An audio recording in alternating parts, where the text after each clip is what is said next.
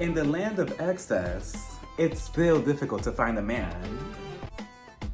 Hey everybody, welcome to my channel. I'm Rafael and I'm here to review Season 2, Episode 3 of The Real Housewives with Clingy Husbands of Dubai. We start the episode off with Caro-line Strawberry announcing that her and the friend of the show, Sergio, are finally moving into their house and they're moving out of Michael's house. So in celebration, Michael is throwing them a get the hell out of my house and never come back party. But before we get there, Caro-line, she has a hypnotherapist coming over. And fun fact, the hypnotherapist, she's actually Princess Diana's therapist, so I thought that was cool. So she comes over, Caro-line is laying down, the therapist, she puts her to sleep, right? And she starts asking her some questions. But the therapist is much better than me though, because as she's laying there, I would have been sneaking a couple of the purses laying on the floor that Caro-line has all over the place down my shirt. Like, you know what, Caro-line? Okay, so we're gonna start, okay? You have your eyes closed? You sure? You sure? No peeking, you promise? Okay. So how does Sergio make you feel? You know, like how does that situation with him and always mothering him and, you know, everything, how does it make you feel? Hold on, no peeking. Hold on, let me put some Louis Vuitton. Okay, right there. Okay, yeah, let me know. I would have left the house $9,000 richer. So as they're doing all of this and Caro-line is, you know, discovering things about herself, meanwhile, we see on the balcony, my husband, Sergio, he's just peeking over, he's just over the railing, listening quietly, like, he reminded me of that meme of Marlo from the Housewives of Atlanta where Marlo's just like,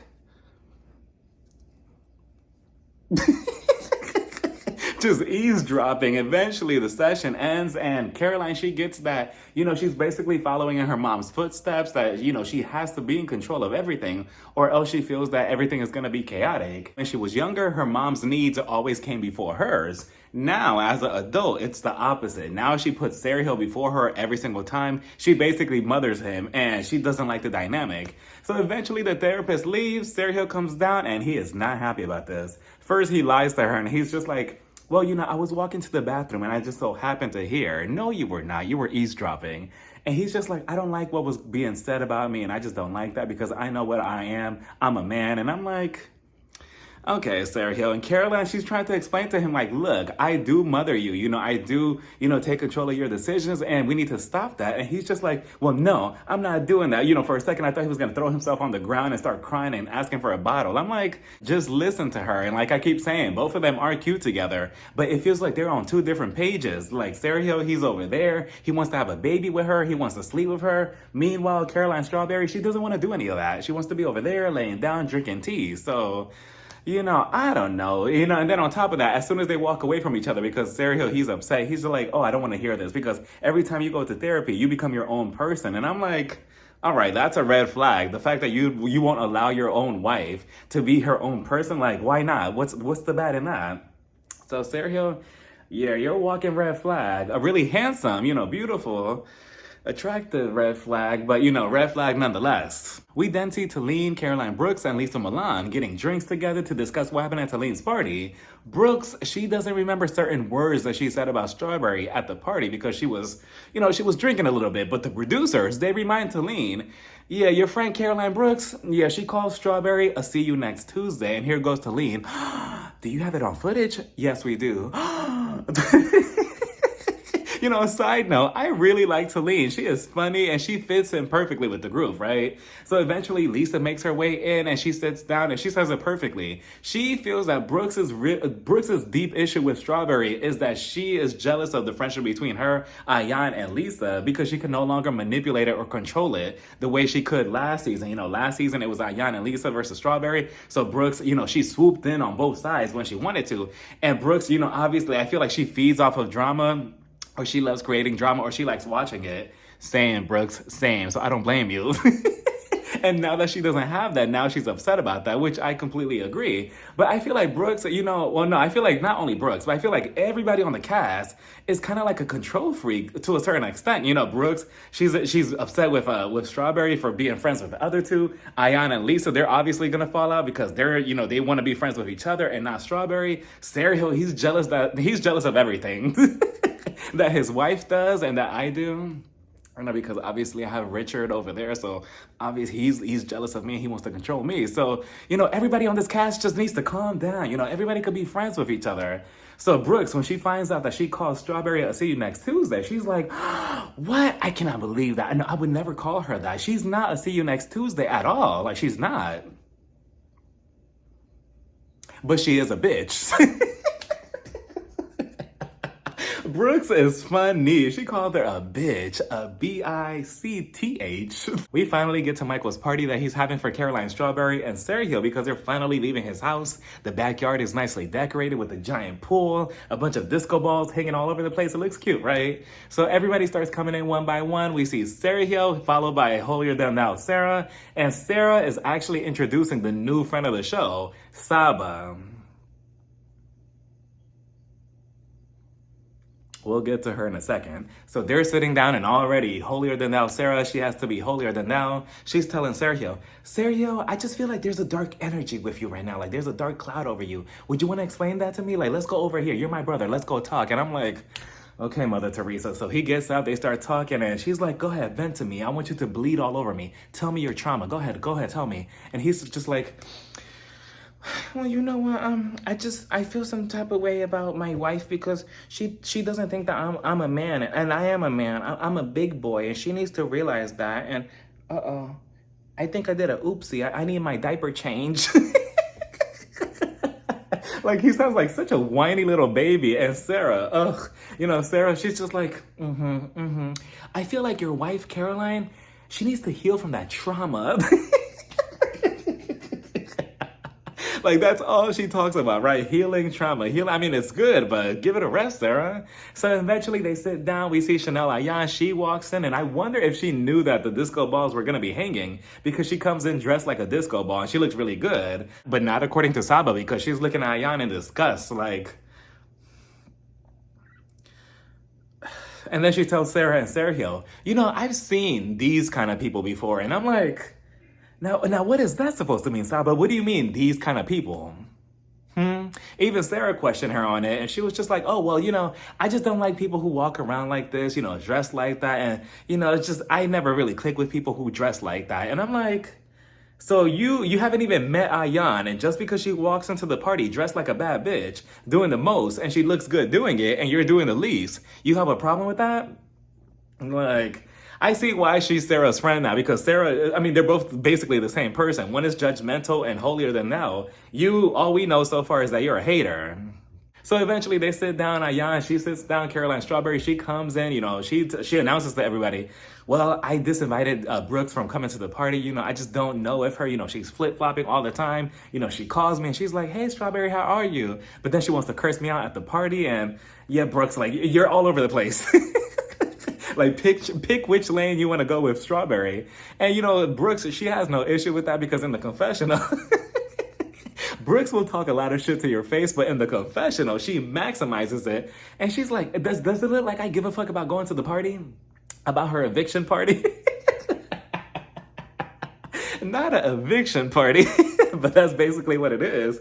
And as they're talking about Strawberry's feelings towards this whole situation, Saba, she wants to jump in and she's like, okay, yeah, but we need to understand why Caro-line feels this way. And I'm like,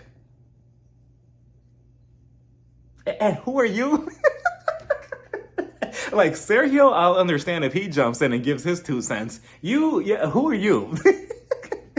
But, she kind of did it very smoothly, though, because I almost didn't notice. I'm like, oh, yeah, I forgot she's new. But, okay, Saba, we'll see what you bring to the show. But after that, everything was good. Everybody starts partying. They all start talking. Caro-line, Strawberry, she has a Janet Jackson moment. Her titty pops out. And speaking of that, did anybody see the mugshot of Justin Timberlake?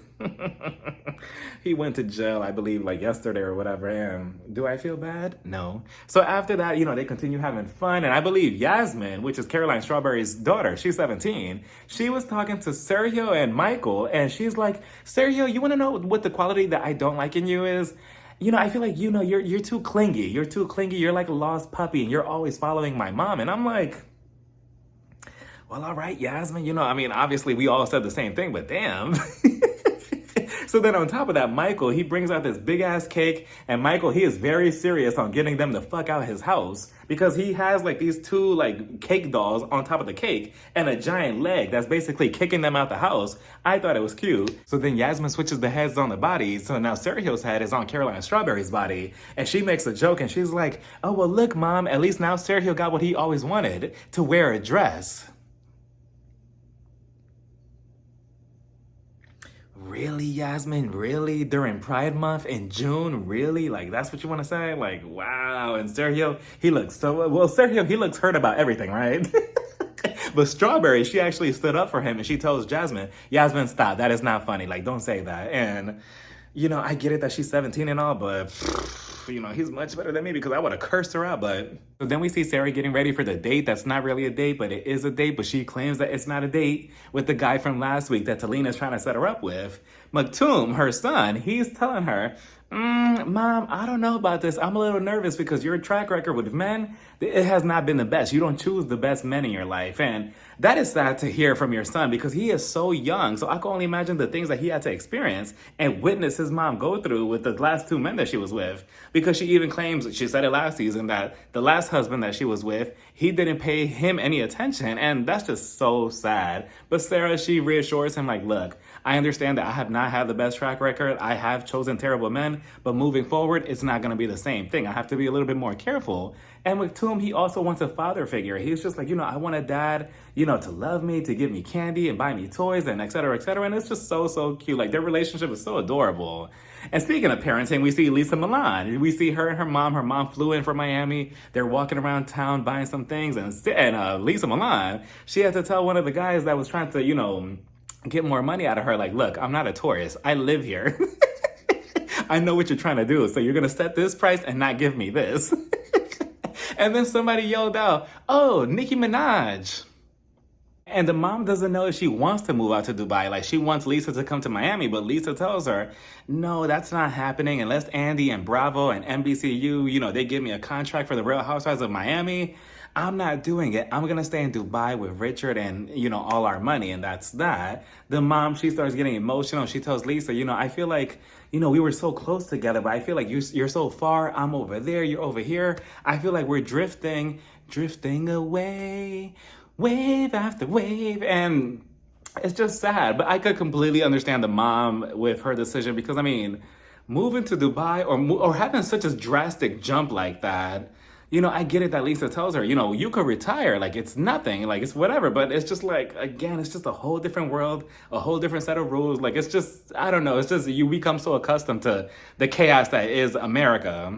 So we finally get to this double date between Talene and her husband, Rafael 2.0, and Sarah and possibly her future man, Daniel, from last week. They're at this restaurant, they're sitting down, they're ordering food. Sarah, she starts it off with the interrogation and she asks Daniel, "So, have you ever been to jail?" I'm like, what a way to start the conversation off, Sarah. You good luck with finding a man like this. And he's just like, "No, I have not. At least I haven't been caught yet." FBI? Yeah, check on him because I feel like that's a sketchy answer. He wasn't joking about that. And Sarah, she whispers over to Talene, "Ugh, that's no fun. That's boring." And I'm like, "Oh, so you like a bad boy, don't you, Sarah?" Okay, now we're getting somewhere. So, her next question was, "Do you believe in aliens?" Daniel, he's just like, not necessarily. Oh, well, that's just too bad because I love aliens. Aliens are a big part of my life. I love investigating aliens. I love knowing the aliens' trauma. I love aliens when they're healing. I love aliens. And that's just unfortunate. And I'm like, what, Sarah, what? Like, you're just like picking at random things now just because you want to reject him. The third strike was, "Would you ever date somebody who has a child?" Because she has a son. And he's just like, "Well, what difference does it make to dating somebody who doesn't have a child?" And I'm like, Talene, she was just like, "Well, you're going to have a little cock blocker running around." Talene, I really like you. And, eventually he gets up, he goes to the bathroom. So, it's time to talk shit. Talene, she's just like, "So how are you feeling him so far?" And she's just like, we could be close friends. Oh, yikes. You never want to hear that word when you're trying to get to know somebody, dating wise. And she's just like, "We could be friends, besties, we could follow each other on Instagram, but that's that." And I feel like with Sarah, I feel like she wants a bad boy, but clearly that hasn't worked in her favor in the past. So I don't know, Sarah. But then again, it's always the bad ones that, they keep everything unpredictable. They keep you on your toes and. So I get it. What did Beyonce say? Who wants that perfect love story anyway? Anyway, cliche, cliche. If anything, Sarah should get her own dating show on Bravo called Judgmental Love with Sarah. I can see that. The Carolines meet up at this coffee shop to discuss what's going on between both of them, or at least what's going on between Brooks and Brooks. And Brooks, she's like 6 hours late. She shows up in Strawberry. She's just like, okay, what's going on? Why did you show up late? Brooks, she's just like, well, look, I have a new business. I have a child. I have so much going on. Strawberry, she made a good point. She was just like, okay, well, we all have things going on. So that's no excuse. I was here on time. So eventually we get down to what's really going on between both of them. And we still don't really know what's going on between both of them because, eventually it comes out that Brooks, she feels some type of way that last season she took up for Strawberry. She was Team Strawberry. She was so, up her ass, because Ayan and Lesa were coming after her. But now she finds it funny that all three of them are friends and she doesn't like that. So basically, you're proving what Lisa Milan said earlier in the episode to be true. You don't like that they're friends together now. And Strawberry, she was just like, well, I appreciate your loyalty. But again, we're all individuals in this group and we could all be friends. And, that's basically how the show is. We have conflict, we're friends again, and that's just the way it is. So if anything, you should be happy that your ex-bestie is now friends with Lisa and Ayan and there's peace within the group. But then again, there can't be too much peace within the group. This still is the Real Housewives, right? Like we're producing a show. So Brooks, keep doing you. So the next thing was, okay, Brooks, you called me a see you next Tuesday at the party. No, I didn't. What are you talking about? I mean, yeah, I did call you that, but it was a mistake. I was drinking. You're taking it too personal. Oh, so now it's too personal.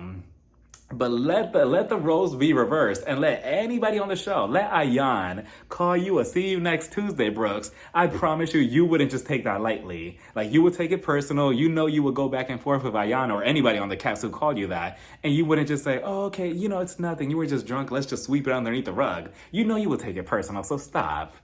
So, eventually they didn't really come to a conclusion. We kind of found the root of the issue between what Brooks was really, what was bothering with her. But, Strawberry, she was just like, yeah, we're just going to keep it very cordial. We're going to be distant. She's going to be over there. I'm going to be over here. And that's just sad. Again, the Real Housewives curse, messing up another friendship. They were so close last season and now nothing. We're eventually going to have to... We're going to have to see that with Ayan and Lisa eventually on the show in a couple of episodes, I think. But, that was a cute episode. And, 3 episodes so far. And they have had a group gathering or a group event for 3 episodes straight. So, kudos to the Real Housewives of Dubai. But let me know what you all thought about this whole entire episode down in the comments. Bye, everybody. Mwah.